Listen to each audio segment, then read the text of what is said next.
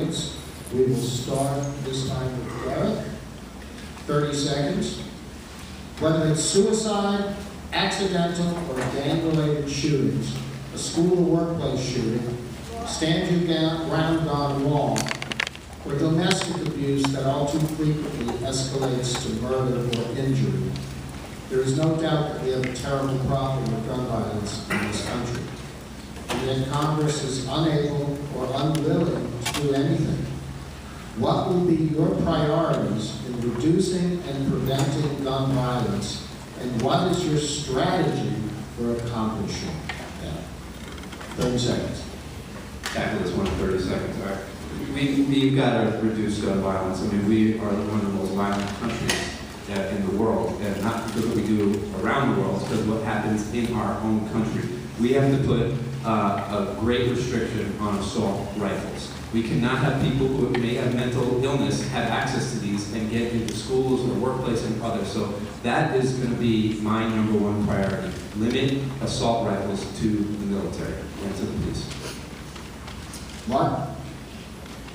Background checks for the mentally ill, for those that commit domestic violence, for those that commit violent injuries. Preventing ammunition clips from being more than 10 bullets. And yes, requiring people to have a license to own a gun, have a license to own a car, license something rather. Now, I realize these are things that people think can't be done, but I know this. 90% of Americans support background checks. 75% of gun owners support background checks. Why are the Democrats giving up on background checks? This should be an issue we run on in every election. The vast majority of the American people support us. Why should we run away from it? I will proudly get a 0 on my NRA survey. I'm sure Anthony, I believe I'm a DRF in the NRA, and I'm actually proud of that grade. And the reason why is this. I cannot imagine what parents have gone through when they're dropping off their kids at school or the ones in town. We certainly have to ban assault weapons. We certainly need to limit ammunition clips. Part of your question was what would be the strategy? I mean, honestly, Congress now looks dysfunctional. But I do believe that there are legislators that still exist that will have the profile and courage to build a coalition together, and we pass legislation and get it done. Bruce? There's a degree of credibility, I think, that you have as a fighter pilot when you are on the side of gun sense. I took the Moms Demand Gun Sense bus down to Richmond wearing my flight jacket and a Moms Demand Gun Sense button on it. Got off the bus and ran into somebody who looked just like me. He said, "Hey, how you doing, brother?" I said, "Well, I'm doing well." He said, "Oh," as he sees the button, "you're one of them." I said, "Well, we're both for gun safety, right?" He had a huge blaze orange button saying guns save lives. I said, "Oh, yeah." And I said, "We're both for keeping wrong guns out of wrong hands, right?" He goes, "Yeah, that just makes sense." I said, "Well, that's gun sense." Bill?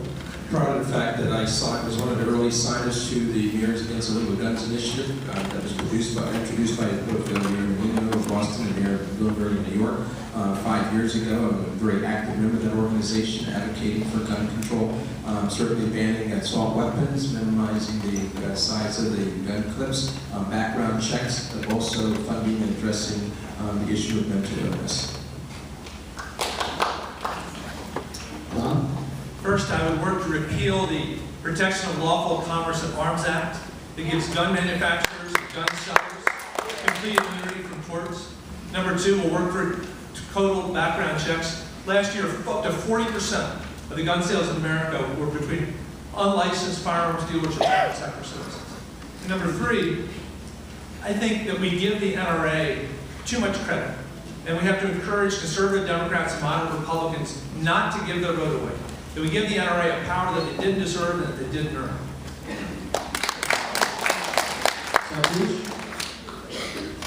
I agree with all the leaders, universal background checks, the loophole in gun show purchase should be stopped, education for young people about gun use, and lastly, how about try this idea if you like it. The guns don't kill the bullet, the bullets do.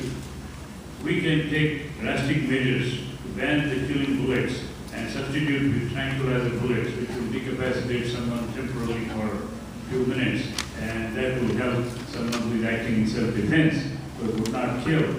That's pretty. Laverne? I have 7 nephews, and I worry every day that they could be a trigger on fire. So I think this is one where we have the will of the people. And Dr. John's right. We give the NRA too much credit. This is a low-hanging fruit. I think the will of the people, enough moms, people are sick and tired. We need stronger gun laws. Patrick? This is especially hits home to me when Sandy Hook occurred. My daughter was in first grade. There was police cars at every elementary school in Arlington, and it just really, my jaw dropped, my heart dropped every time I dropped her off because I was very concerned. I always put in bills, universal background check bills. I went with Senator Evans to a gun show. I purchased a gun without a background check. No responsible gun owner should be afraid of a background check. We need to have a mental health crosswalk for a criminal database. I put in bills to do that. Assault weapons ban, I certainly support in reducing the size of these guns. Adam? I passed legislation to require all schools and universities in Virginia to have an emergency plan. I introduced legislation for mental health programs at community colleges. I support assault weapon ban. I support a ban on high-capacity magazines. In fact, when Delegate Hope and I went to the gun show, I bought a gun magazine, and it was like as easy as buying candy. The gun seller who sold me the gun, I said, well, I want something more powerful. Can you get me a Glock? And he said, you don't look like a bank robber. Sure.